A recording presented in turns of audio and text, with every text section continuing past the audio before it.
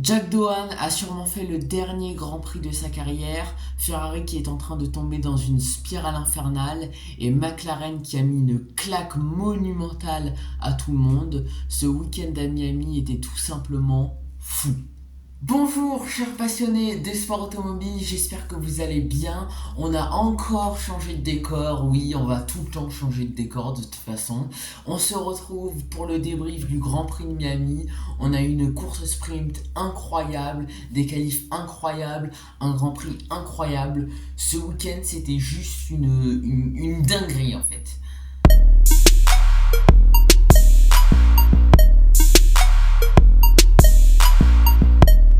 Ce week-end, la Formule 1 s'est rendue à Miami sur le circuit tracé autour du Hard Rock Stadium. Ce circuit qui accueille la F1 depuis 2022 et qui a d'ailleurs prolongé son contrat jusqu'à 2041, c'est très très loin. Alors le circuit fait 5 km et il y a tout. Il y a des virages lents, des virages rapides, des longues lignes droites, il y a 3 zones de DRS, bref, il y a tout pour nous offrir du beau spectacle.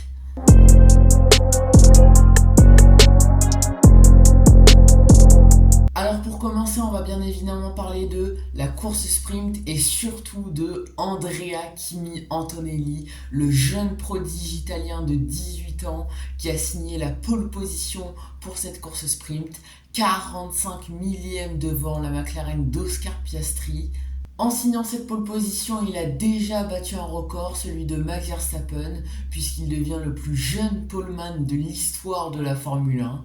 Alors malheureusement, la course a été un petit peu plus difficile pour lui après l'accident de Charles Leclerc dans le tour de formation et un départ retardé à cause d'une pluie battante. Le jeune Italien perd la tête au départ face à un coriace Oscar Piastri. Antonelli termine le premier tour en 4e position.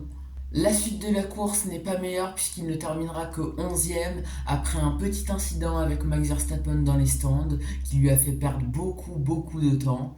Alors malgré cette mauvaise performance, c'est déjà incroyable ce qu'il a réalisé à son âge en ce début de saison. Il a déjà mené un Grand Prix, signé une pole position, d'autant plus que quelques heures après cette course sprint, il s'est qualifié 3e pour le Grand Prix, à quelques millièmes de la McLaren de Lando Norris. Donc vraiment Antonelli incroyable. Alors le Grand Prix a été un petit peu meilleur pour lui, il parvient à prendre la 2e place au départ, malheureusement il s'est fait dépasser ensuite par les deux McLaren, la Mercedes qui n'avait pas du tout le rythme des McLaren sur ce Grand Prix.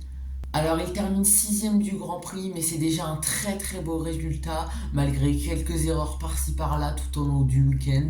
Je pense que Kimi Antonelli a réalisé son meilleur week-end depuis le début de la saison, et il m'a fait un petit peu le même effet qu'Oscar Piastri quand il jouait les podiums avec Lando Norris en 2023. Je me suis dit, celui-là, s'il a une bonne voiture, il va être champion du monde. Et je me suis dit la même chose pour Kimi Antonelli à la fin du Grand Prix. Donc à voir, à voir.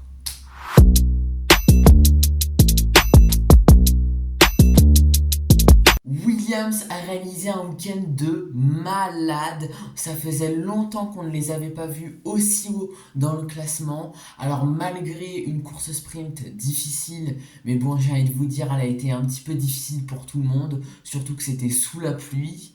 En revanche, le Grand Prix était bien plus facile pour eux. Les deux pilotes, Carlos Sainz et Alexander Albon, ont réussi à se qualifier dans le top 10. La stratégie était parfaite, le rythme était incroyable et les deux pilotes s'entendent super bien. C'est incroyable à voir. Alors pendant tout le Grand Prix, Carlos Sainz s'est battu avec les deux Ferrari et ils tenaient leur rythme tout simplement incroyable pendant que Alexander Albon suivait de très près la Mercedes de George Russell pendant le premier relais et sur le deuxième relais de très près la Red Bull de Max Verstappen, tout simplement incroyable. À un moment il a failli rentrer dans sa zone DRS. Alexander Albon finit 5e de ce Grand Prix et Carlos Sainz 9e au terme d'une bataille intense avec Lewis Hamilton, notamment dans le dernier virage du circuit où ces deux-là se sont un petit peu touchés. Bref, week-end magistral de la part de Williams et pour ne rien vous cacher, eh bien j'y crois de plus en plus à ce podium, j'y crois de plus en plus. En fin de saison, s'il continue comme ça, en fin de saison, c'est ce dont j'en parlais avec quelqu'un là, en fin de saison, ils peuvent jouer les podiums, hein.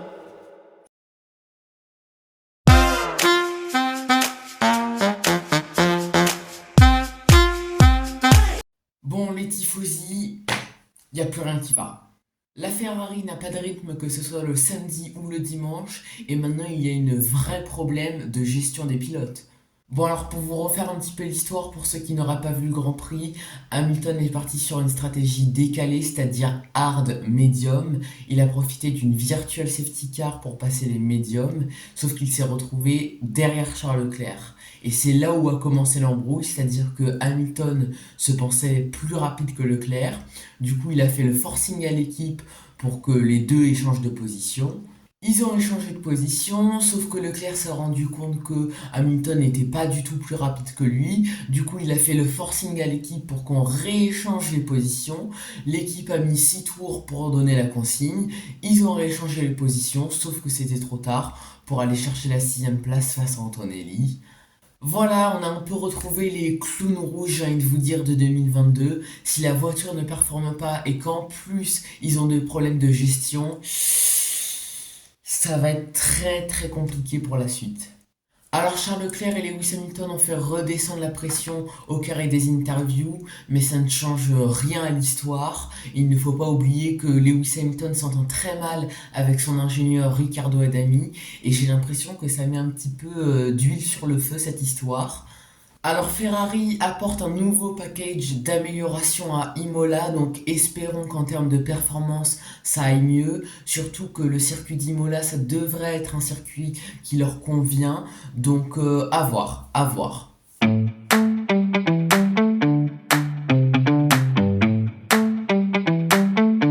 Bon alors Alpine aussi, c'est la catastrophe. Gasly marque un petit point en course sprint, mais après on ne l'a plus jamais revu du week-end.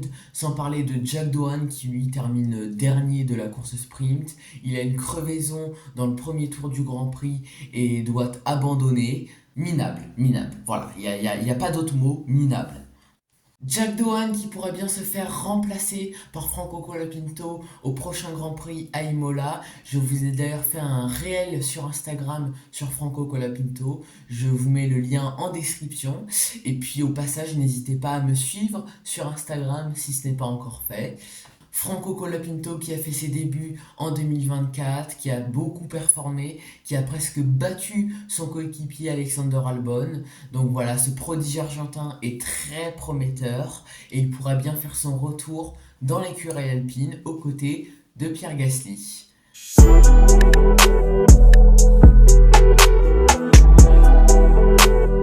Bon, Max Verstappen, il a eu un week-end catastrophique. À part sa pole pour le Grand Prix pour 65 millièmes devant Lando Norris qui était tout simplement magistral, il a fait un week-end presque médiocre. En course sprint, il a cet incident dans la voie des stands avec Kimi Antonelli, du coup il se prend 10 secondes de pénalité et il tombe très très bas dans le classement à cause de la safety car. En Grand Prix, malgré sa pole position, il ne tient pas du tout le rythme des McLaren. Il a fait le mauvais choix au moment de la virtual safety car. Il termine quatrième à plus de 30 secondes des McLaren et du leader Oscar Piastri. Oscar Piastri, lui, lui, il a fait un week-end incroyable. Il a encore montré à tout le monde que c'est sur lui qu'il faut compter pour le championnat du monde.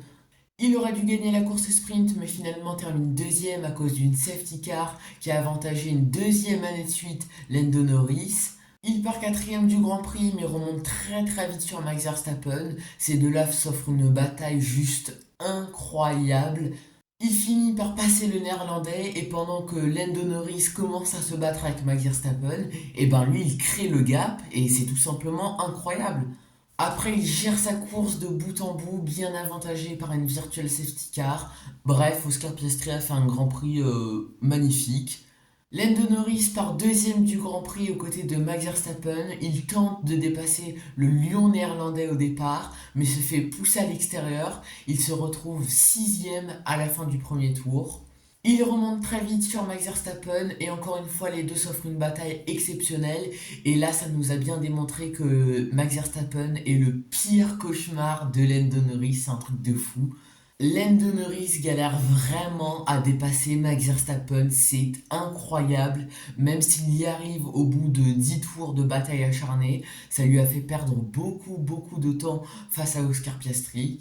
Oscar Piastri remporte ce Grand Prix de Miami devant son coéquipier Lando Norris. Il y a maintenant 16 points d'écart au championnat entre les deux hommes. De quoi rendre heureux l'Australien qui nous a fait une petite danse à l'arrivée. Voilà, j'ai adoré ça. Je crois que j'ai jamais vu Oscar Piastri si joyeux. Voilà, ce débrief est terminé. Le prochain Grand Prix, ce sera dans 2 semaines à Imola. On commence la tournée européenne et on enchaînera ensuite avec 2 autres Grands Prix, Monaco et le Grand Prix d'Espagne. Si cette vidéo vous a plu, eh ben vous savez ce que vous devez faire. Voilà, vous abonner, liker, machin chouette.